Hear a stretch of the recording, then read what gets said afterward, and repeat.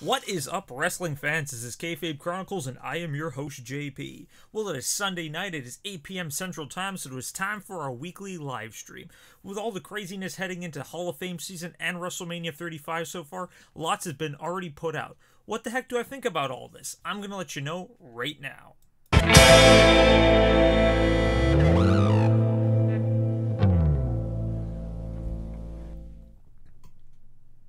Hello, and welcome to the live stream. This is Kayfabe Chronicles, and I am your host, JP. If this is your first time here, please stick around for a little while. Partake in the chat room to the left-hand side of the screen, and if you like what you see, make sure to crush like, hit subscribe, and click the bell notification for whenever we go live. We go live every single Sunday night at 8 p.m. Central Time, except for pay-per-view nights, where we will always go on after the event. And we go live every single Wednesday at 8 p.m. right after NXT to discuss the NXT that has just happened. And if you guys haven't done so already, make sure to check out that Facebook page, check out that Twitter account, and let's get the ball rolling. All right. So let's just start off with just the simple stuff. Hall of Fame, that's right. WWE Hall of Fame every single year always happens going into WrestleMania weekend. This year they're going to be having it on the Saturday, day before WrestleMania, so of course that throws off the NXT times a little bit. NXT is going to be on Friday this year instead of the Saturday, but whatever. So far they've announced 4 names to my knowledge, unless I'm missing some. But the headliner this year is going to be D-Generation X. The Honky Tonk Man has also been announced. Tori Wilson has been announced as the female, and Harlem Heat was just announced last week as the tag team. So right off the bat, I'm just going to jump right into it. D-Generation X, all for it. I think that's great. DX fell during my era of wrestling when I was in my late teens, exiting out of high school, kind of that time. So they were a huge part of WWE. A lot of people always think that kind of WWE kind of created D-Generation X to kind of counteract the NWO. Who knows? Like, both of them very big stables during their time, for sure. Very big stables between the moments between the two companies. I'm going to fully agree. I believe DX does deserve to be in the Hall of Fame. So they're going to be inducting Shawn Michaels, Triple H, Road Dogg, Mr. Ass, Badass Billy Gunn, and X-Pac, and of course Chyna. Huge thing with Chyna is everyone's, they've been talking about Chyna getting into the Hall of Fame for a long time now. And now this is kind of where, like, that huge swords driven, she's getting in as part of DX, but she should be in by herself, which I fully agree. Chyna definitely did break a lot of walls down in regards to where the women's revolution is in regards to wrestling right now. But, we got to take the battles where we can. So Chyna's going into the Hall of Fame. That's great. Road Dogg, Billy Gunn. Looks, I'm not huge fans of theirs personally, but they've each done huge things. Like Billy Gunn, of course, is going to be a producer for the upcoming AEW, but like just all the training of up and coming superstars he's dealt with. Of course, Road Dogg is a producer on the SmackDown side. Shawn Michaels, it's Shawn Michaels. Like, come on, they should just every single year they should induct Shawn Michaels for something that he's done. And of course, Triple H. Triple H guaranteed down the road is going to be inducted by himself at some point, but Triple H right now, like I said, he's the papa of NXT. He's been doing a lot of great work, so I think it's fully deserving that the Triple H does get in. And of course, X-Pac. Like me, X-Pac, when he was the 1-2-3 Kid, was a huge inspiration for me. Like me, I'm not a big dude. Like, look at me, I'm tiny. So as a kid, of course, I did have the dreams of one day maybe becoming a wrestler, but I was always like, oh, it's a big man sport. It's a big man sport. I'm never going to be able to ever do it. And then, like the 1-2-3 Kid beat Razor Ramon, and that was just like absolutely mind blowing for me. So like he was a big inspiration that maybe one day I could become a wrestler. And unfortunately, that dream didn't come true. I did take some classes, but unfortunately, just my body just could not handle it. I wanted to continue, but unfortunately just my lower back, my shoulders, just too many things going on underneath to continue my pursuing of it. But hey, if I want to become a manager, I know I could probably do it. But yeah, just full 2 thumbs up all the way. I fully agree with all of DX going through. I think that's awesome. Going to be a great headliner. little people are shocked that it's not The Undertaker, it's not The Rock. You know, their time will come. I think The Rock's going to be next year, considering that it's going to be in Florida next year, WrestleMania. So I think The Rock's going to headline next year, and then maybe after that, The Undertaker. But we'll see from there. Okay, Honky Tonk Man. What has Honky, like, he took a ridiculous gimmick and he made it work. That, like, what else can you say? Like, it's like, hey, you know what? You're going to be an Elvis impersonator. Like, on paper, that sounds stupid. That sounds ridiculous. But you know what? He made it work, and he did what he had to do. His character work was phenomenal. He was the longest single reigning Intercontinental Champion of all time. Like I said, like, he had the longest single run until the Ultimate Warrior just completely destroyed him in a couple seconds. But you got to give the man credit. I think his induction is long overdue. Said, like, when you look at greatest Intercontinental Champions of all time, like, you know, you got, you know, like Bret Hart, you got Shawn Michaels, you got Roddy Piper's in there, even though he only had it for a brief period. My personal favorite, Mr. Perfect. But you always got to put Honky Tonk Man in regards to all this. You always got to throw the Honky Tonk Man in regards to all of this. So yeah, 2 thumbs way up for Honky. Long overdue in my opinion. And hello, Gibosh, how are you doing? See, you haven't seen my videos in a while because I've had this microphone for a couple months now. What? Yeah, it is a new microphone. I'm still kind of playing with the settings and learning how to do audio properly. I got my little mic. I keep hitting my table. I got my little, like, interface mixer board down here, and I'm still learning how to play with all this stuff. I might hit you up one day because I know you're, like, the film audio master of the universe. All right. Of course, the other announce that we're going with it. Harlem Heat. There we go. Harlem Heat is announced as the tag team. Fully agree with this as well. It's weird because they did nothing WWE wise, like zero. Stevie Ray never ever wrestled for WWE, but people got to remember, WWE owns WCW, so therefore anyone who has WCW cred can be inducted into the WWE Hall of Fame, i.e. Sting. Fully agree with this one. Like I said, like they pretty much took the tag team division during that time and just absolutely skyrocketed it. Fully agree that both of them deserve it. Said Booker T is going to be a 2-time inductee this time. His brother Stevie Ray joining him said, I loved everything they did. They had great look. They had great moveset together when they finally won their first WCW Tag Team Championship way back. I think it was like 97, I believe. I don't know. I'll have to check that. My WCW dates aren't that great, but yep. 2 thumbs way up. Fully agree. Now, set up the lynch mob, everybody. Talking about the 4th inductee, Tori Wilson. I mean, nothing against her. I think she's done a lot. I just don't feel that it's her time, personally, compared to other people who haven't been inducted yet.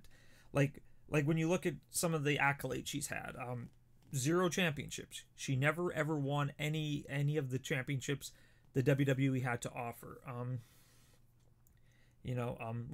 When you think of her, like you think of the stuff that WWE has tried to, like, eliminate from their past. Like, you think of the bra and panties matches, you think of, like, the pillow fights, you think of, like, fighting in the swimming pool of gravy. Like, you think of the stuff that people used to leave to go to the bathroom for during the women's wrestling era. And I just, granted, from where she was back then to where she is now, she still looks great.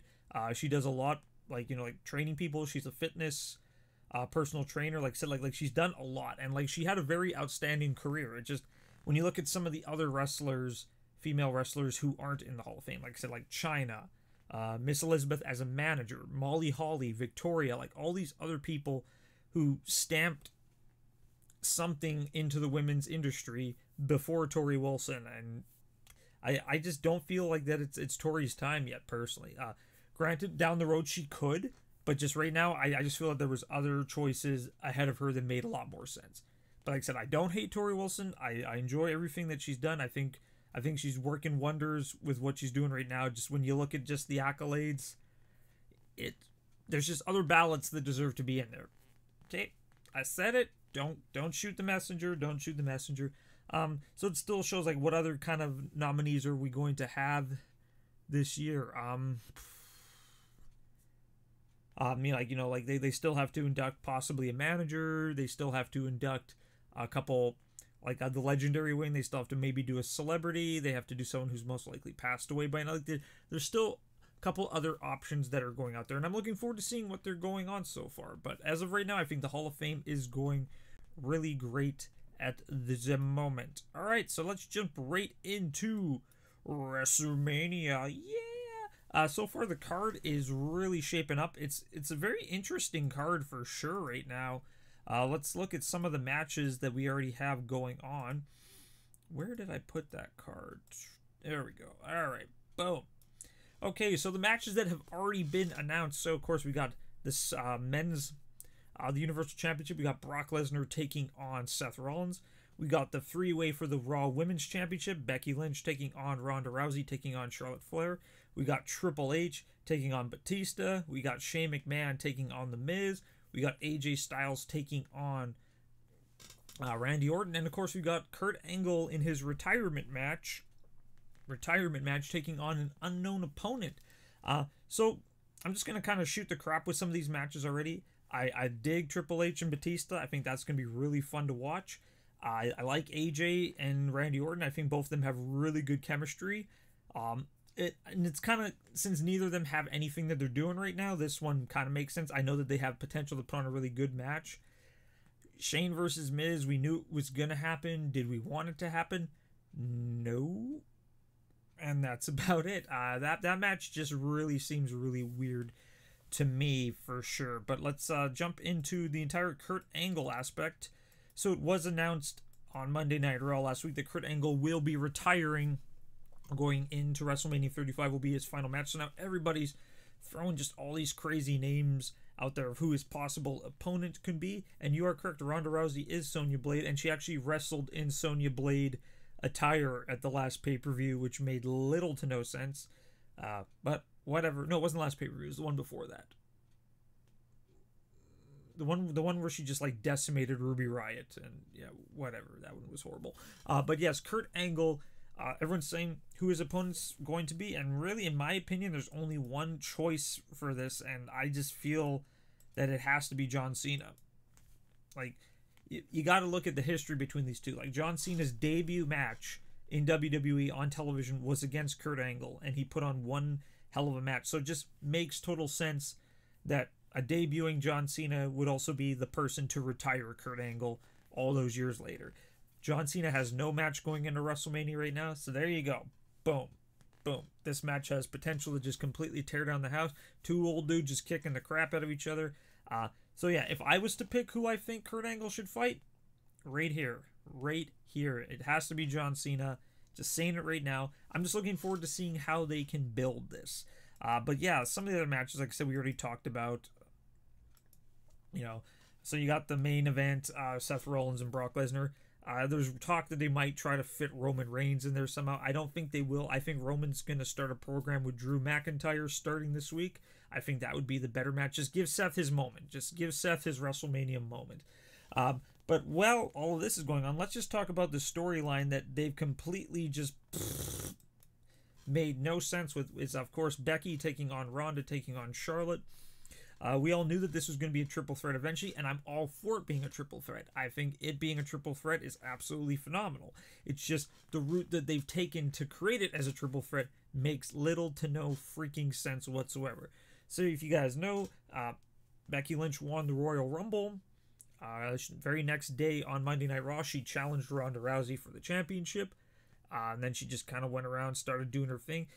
Ultimately, she was suspended for her acts of just pure violence and standing up to the company, like, you know, pretty much slapping Stephanie McMahon, slapping Triple H, slapping Vince, and all that stuff. So she got suspended for 60 days, which, of course, would make her unable to fight at WrestleMania. Cue Charlotte Flair. Vince McMahon has then inserted Charlotte Flair into the match. Becky kept coming out every single week, just breaking her suspension, getting more fines piled up, demanding to be in the match, beating both the ladies with a crutch, which was freaking awesome. So eventually, down the road, Ronda Rousey just got pissed off and pretty much threw down her title and says, I'm relinquishing this because I'm mad, I'm pissed off, and she just left.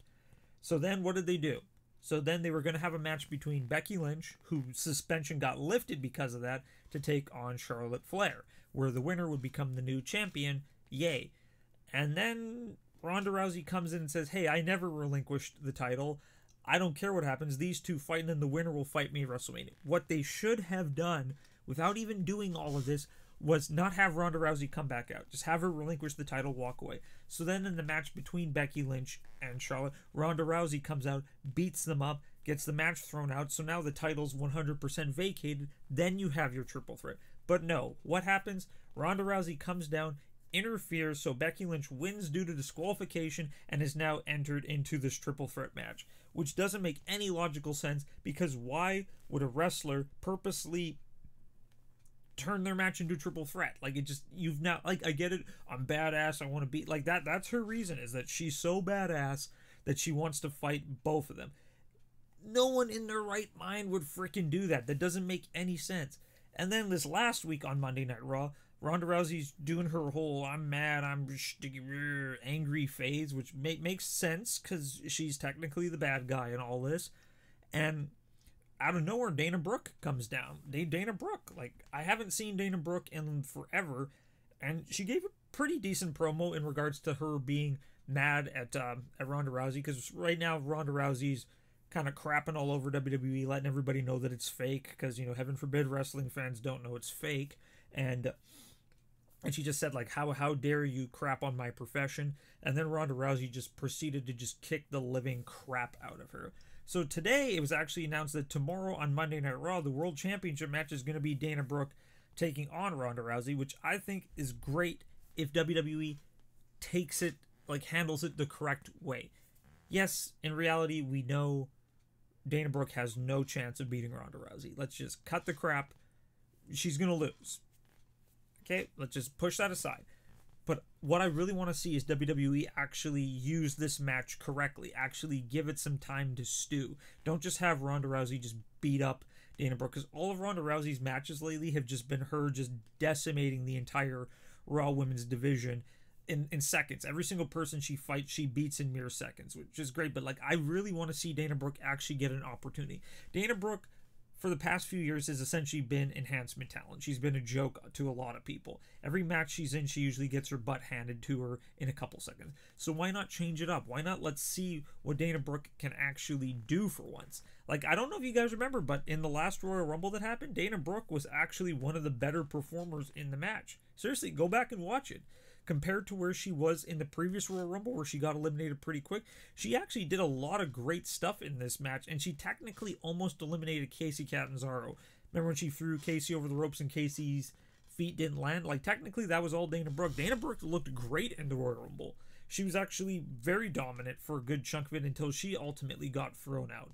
So, like I said, like, Dana Brooke has the potential to do very well. It's just she's always inserted in all these quick matches and all these comedic things. So I think WWE should give her an opportunity and actually put her in a match right now and have it go for longer than a couple seconds. Give her 5 to 10 minutes. Let the world see what she can actually do, and then maybe people will stop making fun of her. But, like, all of that I've just said is all to lead to this one match. Like, they did not have to overcomplicate this one match so much. Granted, we're talking about it. This is definitely the match that everybody's looking forward to at WrestleMania. I just think they went about it the wrong way. I think that they should have just done what they did all the way up and then have the title just get thrown out and this would be a triple threat for the vacated title. I think that would have been the correct route to go. But instead, they've just... Too many paths. Like, you know, it's the whole, like, point A to point B. No, we're like in like Z squared by now in regards to this. But other than that, I think it's going to be a great match. Looking forward to seeing what some of the other matches. Looking forward to seeing how the tag team titles are going to be determined. Looking to see how Asuka is going to end up in all this. Like, I just feel bad for her. Like, last year, she was the talk of the town. Like I said, like, you know, like, undefeated. Just go in there, like, just, you know, like, fight Charlotte for the title. And unfortunately, she wasn't able to beat Charlotte. And as soon as she lost to Charlotte, she just had this big... just downward spiral of losing and losing and losing and losing, and then eventually she won the title at the end of the year. Great, all right, Asuka's back on top, and she's done nothing since then. Like, she's had like one title defense since she won it. No, sorry, two. She beat Becky Lynch at the Royal Rumble, which was a great match, by the way, 2 thumbs up. But like in the last pay-per-view, it was her versus Mandy Rose, and it just made no freaking sense whatsoever. Like, they used that match to create a feud between Mandy and Sonya. So where's Asuka going to be in all this? I just want to see who Asuka's going to be fighting, because I think that match is going to be potentially really good. I just feel really bad that they keep just pushing her to the bottom of the line. Like, granted though, when Asuka's, champion on one brand against this as your main highlight thing, of course you're going to get pushed to the back of the line, but I just feel bad for her. SmackDown tag team title, who knows where that's going to go. Raw tag team title, who knows where that's going to go. Cruiserweight championship tournament shaping up. I think that's going to be really cool.